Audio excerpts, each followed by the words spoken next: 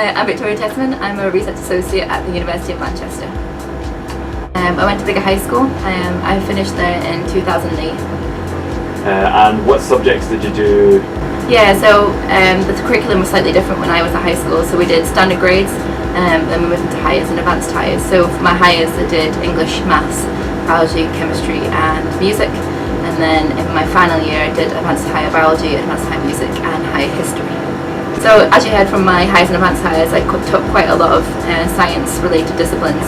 I knew at university I wanted to study biological science, and actually I went into Edinburgh University to study medical science because I was always quite interested in being a doctor. But when I started, I actually realised I actually had more. I enjoyed the kind of actual basic science a lot more. So then I pursued a career in translational medical sciences, and I went to Glasgow to do my masters. And I've just finished my PhD at the University of Manchester, and I've just started a new job here. So, were you ever influenced by what your parents did? My mum was a lab assistant when she was younger, when she was like just out of high school. But my dad is actually a banker, so but both of them just kind of told me to pursue anything that I wanted to, and I've always had an interest in science, so I kind of went down that route. No, I think I always wanted to be a doctor, but once I started medical sciences, I just knew that I didn't really want to pursue being a doctor anymore. Well, I am being a doctor, just a different kind of doctor with my PhD, but yeah.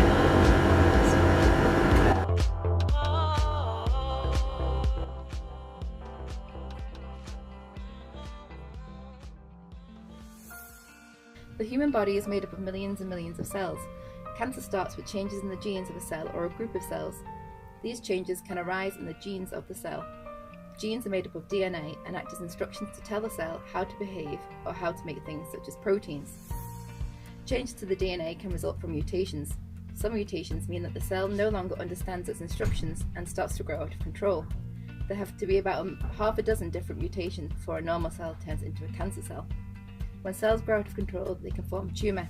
I am interested in looking at how much oxygen is in a tumour. If a tumour has low oxygen levels, it's considered to be oxygen deprived or hypoxic. Tumours with lower oxygen are aggressive and are more resistant to treatments, including chemotherapy and radiotherapy. There's also a greater risk of the disease spreading if the tumour is hypoxic. But hypoxia may also be a weakness, as it's becoming a key target for new cancer drugs. By visualising this phenomenon, we think we can find the patients who may benefit from these emerging treatments. I work in hypoxia imaging to visualise how much oxygen is in a tumour. For the last 50 years, scientists have been developing new imaging methods that produce very detailed 3D images of what's going on inside the body. These imaging methods take advantage of key differences between cancer cells and normal tissue to help us see the cancer more clearly. The differences can be biological or physiological, but the key is that they capture an image of something that occurs more frequently or only in tumours.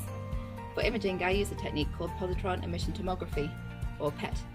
PET is a sensitive medical imaging technique that produces a 3D image of the processes that occur inside cells in our body.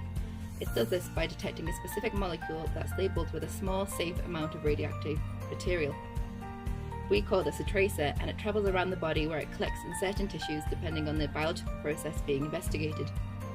It's the tracer's radioactive signal that's picked up in the PET scanner, showing differences between healthy and diseased tissue. This information is combined with a CT scan that provides a basic 3D map of the body, so the location of the tumour and changes in its biology can be seen together. To be able to visualise the amount of oxygen in a tumour, we are testing a tracer based around a hypoxic specific molecule called phaser, which after injection becomes trapped in areas of the tumour that have low oxygen levels.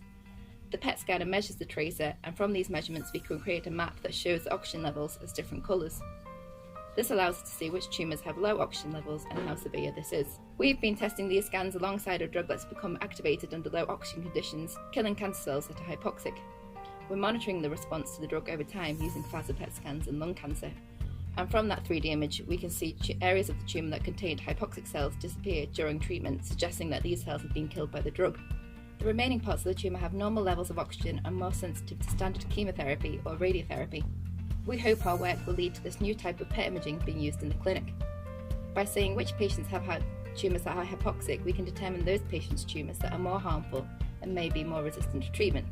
This may one day help doctors decide on the best treatment for their patients by suggesting if hypoxia-modifying drugs are needed or by increasing the radiotherapy dose.